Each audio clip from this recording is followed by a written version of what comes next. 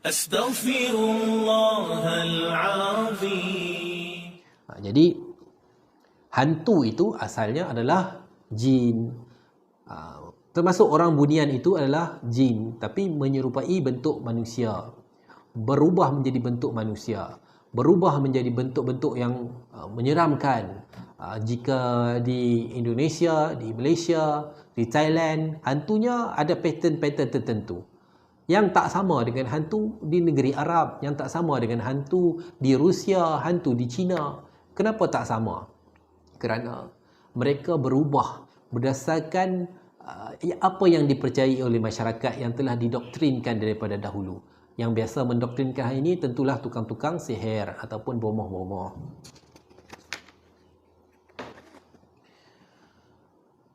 Imam Nawawi berkata, jumhur ulama mengatakan dahulu orang-orang Arab menganggap bahawa padang-padang yang kosong terdapat hantu-hantu dari jenis syaitan. Yang ini hantu-hantu jin lah. Hantu-hantu tersebut memperlihatkan pemandangan yang tidak sebenarnya kepada manusia untuk menjadikan matanya melihat warna yang berbeza. Lalu hantu tersebut menyesatkan jalan manusia, kemudian membinasakan mereka.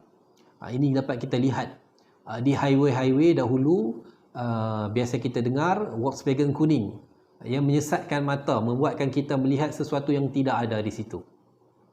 Dia telah menyihir mata kita sehingga kita mengejar kereta tersebut masuk terjun dalam gaung lalu mencelakakan orang.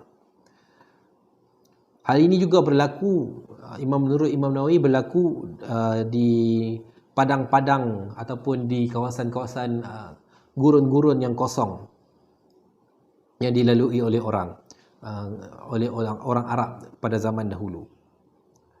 Tapi kita lihat sekarang pun sudah tidak ada, sudah tidak kedengaran. Mungkin mereka mengubah modus operandi mereka kepada hal yang lebih menakutkan ataupun untuk menyesatkan dengan lebih licik lagi. Maka Rasulullah SAW datang menghapuskan kepercayaan batil ini.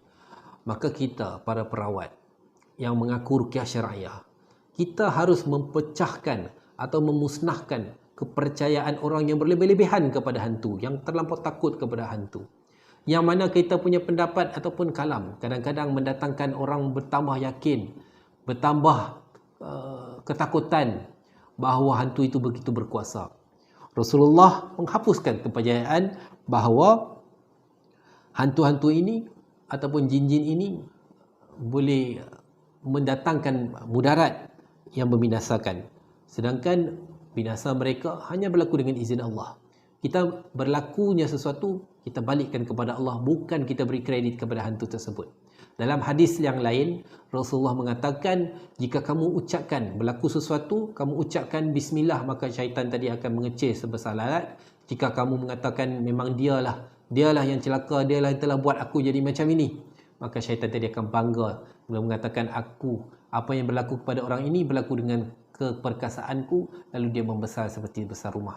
Maka kita berperanan, kita mampu memainkan peranan untuk mengecilkan kekuatan hantu itu atau jin itu dengan bermain dengan psikologi kita tentang kecilnya dia. Ulama lain berpendapat maksud hadis itu bukanlah menafi kewujudan hantu, tetapi menghapuskan kepercayaan orang-orang Arab yang meyakini bahawa hantu itu wujud dalam bermacam-macam bentuk dan menipu daya. Maka kerana itu saya katakan, hantu yang kita lihat dengan mata bukan rupa asalnya. Kita tidak boleh melihat rupa asalnya, tetapi dia memilih rupa yang kita lihat, yang dia akan test adakah rupa ini memberi kesan ketakutan kepada dia. Jadi ketika dia datang dengan rupa pocong, rupa terbang, rupa nenek, ataupun apa-apalah, rupa makhluk berbulu, atau mungkin dia juga akan datang dengan rupa wanita-wanita cantik. Itu semua cuma dia punya modus operandi, dia punya kostum berdasarkan masyarakat ataupun kelemahan orang tersebut. Para ulama berkata maksud daripada tidak ada hantu adalah hantu tidak dapat menyesatkan siapa. Dia berkata pendapat ini dikuatkan dengan hadis yang lain, tidak ada hantu tetapi yang ada adalah as-su'ala. Para ulama menjelaskan as-su'ala, ia adalah ahli sihir daripada bangsa jin. Terkadang ada orang ciri-ciri gangguannya itu daripada indikasinya mimpinya adalah sihir. Tetapi bila kita teliti dengan lebih halus, sebenarnya tidak ada manusia yang menyihirnya. Di sinilah pendapat sebenarnya saya meyakini. Ada beberapa jenis gangguan ataupun orang yang terkena sihir, dia bukan disihir atas orang dengki lalu menyihirnya. Tetapi ada jin yang jin itu sendiri merupakan mengamalkan ilmu sihir.